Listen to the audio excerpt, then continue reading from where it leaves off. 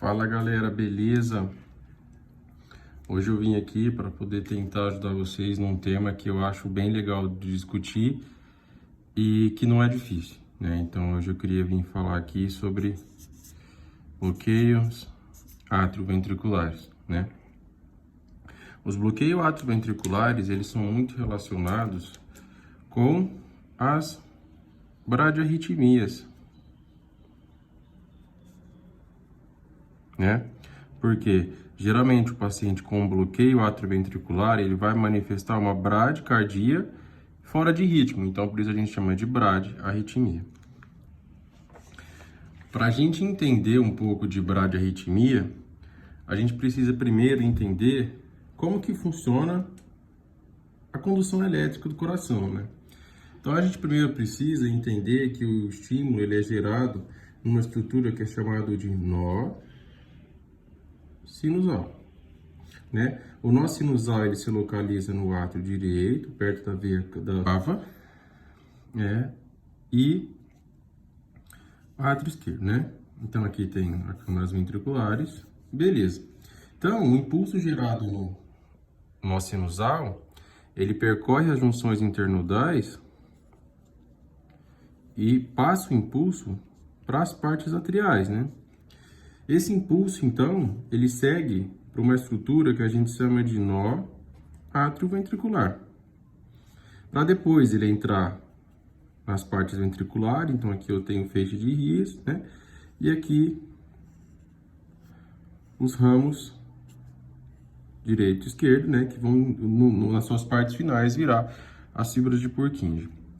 Certo? Então, só esquematizando. Então, primeiro, o impulso é gerado no nó sinusal, percorre as junções internodais, chega no nó atrioventricular e aí percorre, então, os ventrículos, certo? Então, essa é basicamente a condução básica do impulso elétrico, né? Daí, para a gente entender uma bradiarritmia, primeiro a gente precisa entender o que é uma bradicardia sinusal. O que é uma bradicardia sinusal? Então, é uma bradicardia, ou seja, a frequência cardíaca em adultos menor do que 50, e sinusal. O que é sinusal? Então, 1P para 1 QRS, onda P positiva em D1, D2 e AVF, e onda P com morfologia igual, na mesma derivação, certo? Então, quando a gente vai fazer o traçado, fica onda P, PR curto, QRS, né? Sei que tá um pouquinho largado aqui, onda T. E como é uma bradicardia, eu vou gerar aqui para vocês entenderem. Então, o intervalo entre os QRS em ritmos regulares fica bem afastado, certo? Então, isso que é uma bradicardia sinusal. Então aí o próximo passo para a gente ver então é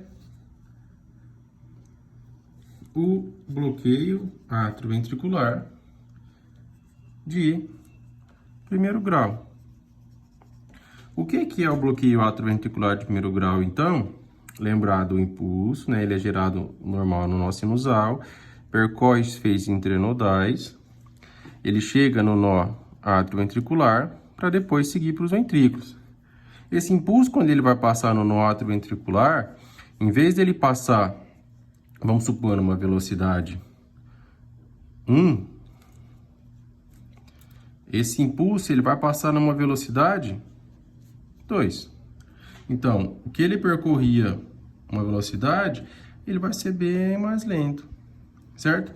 E o que isso quer dizer, então? Então, esse paciente, o que define um bloqueio atrioventricular de primeiro grau? Então, eu tenho um intervalo PR maior que 0,2 segundos ou 5 quadradinhos. O que é isso? O intervalo PR, só lembrando então, né? Então, o intervalo PR, ele começa no começo da onda P até o começo do QRS. Então, essa distância aqui, ó, ela tem que ser maior que 0,2 segundos ou 5 quadradinhos se for bloqueio atrioventricular. Então, o que eu preciso lembrar na hora de classificar e na hora de diferenciar um bloqueio atrioventricular de primeiro grau, né? Então, macetes. Então, esse paciente, toda onda P gera um QRS, certo? Então, toda onda P atrasa o, mas gera um QRS, certo? O que mais? Esse bloqueio atrioventricular, ele tem um PR constante. Então, toda derivação vai ter uma P, um QRS alongado, P, QRS alongado, de forma que o PR é sempre o mesmo, certo? Então, esse é o bloqueio atrioventricular de primeiro grau. O bloqueio atrioventricular de segundo grau, perdão, ele perde aquela característica do primeiro, que toda onda P gera um QRS. Então, esse bloqueio atrioventricular perde-se a característica de uma P, um QRS. O que isso quer dizer? Então, que nem toda onda P gerará um QRS. Entendeu? Então, vamos lá. Eles dividem, basicamente, né, o bloqueio atrioventricular de segundo grau em Morbitz 1 e Morbitz 2. Qual que é a diferença deles? Então, o Morbitz 1 é aquele bloqueio, né, que você vai olhar no eletro do paciente, que ele tem um PR crescente. Mas caramba, o que é isso? Então, quando você vai ver o traçado do eletro do paciente, então ele tem um PR no começo, sei lá, de 1, tô inventando um número mágico para você entender, né? Outro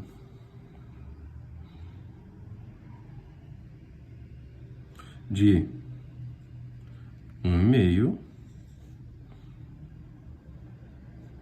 outro, sei lá, vou inventar aqui porque ficou curto que eu não consigo inventar, mas vamos imaginar que aqui é 2.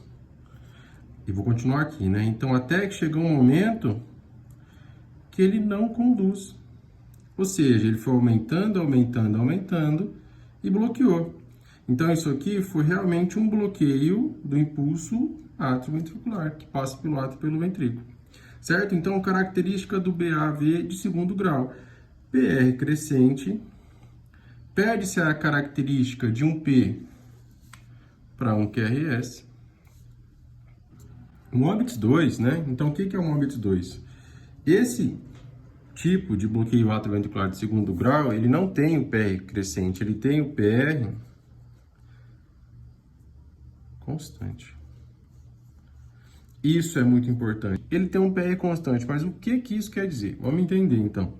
Então, eu tenho onda P, que é essa. Então, vamos supor que a distância aqui seja 1.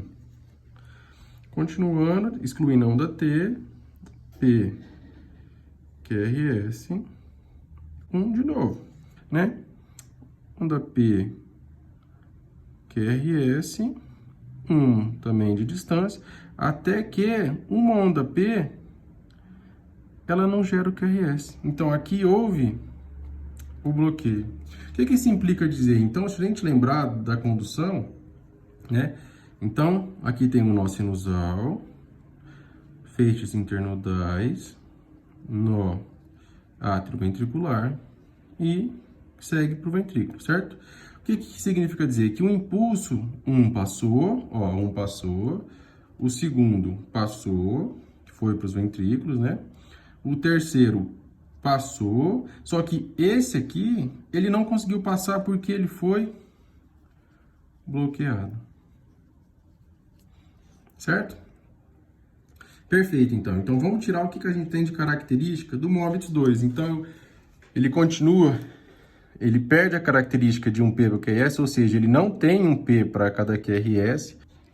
A terceira parte, então, é o BAV de terceiro grau, também chamado de BAVT, bloqueio atrioventricular total.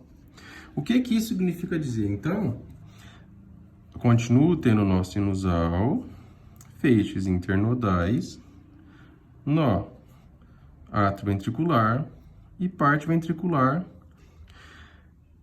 Beleza. Isso me implica dizer que aqui tem um bloqueio total. Não existe comunicação elétrica entre átrio e ventrículo. Então,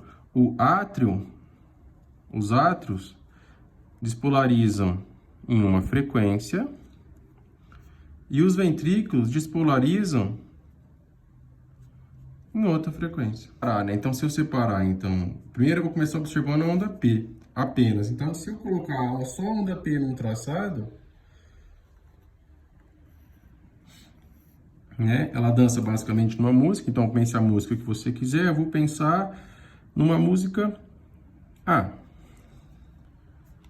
O QRS. O QRS, como ele tem um bloqueio, ele dança basicamente em outra música, né? Então, eu vou colocar como uma música B.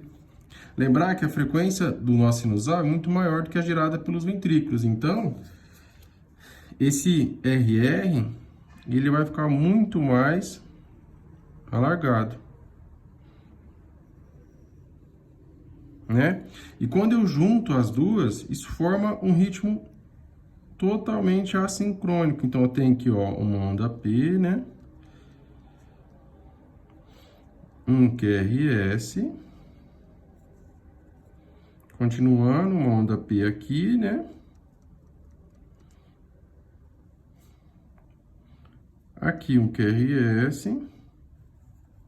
Logo após isso, vem outra onda P.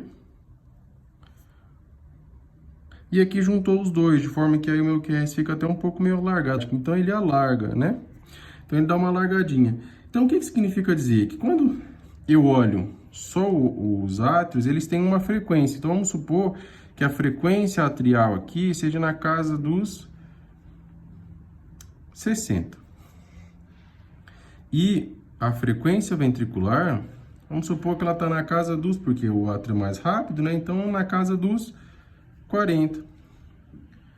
Quando eu junto esses dois, porque eles não se comunicam, eles batem em momentos, eles contraem em momentos diferentes.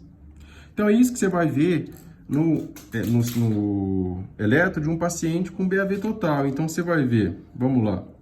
Então, ondas, o PR variável. Então, ó, esse PR é diferente desse, que é diferente desse, que vai ser diferente do próximo.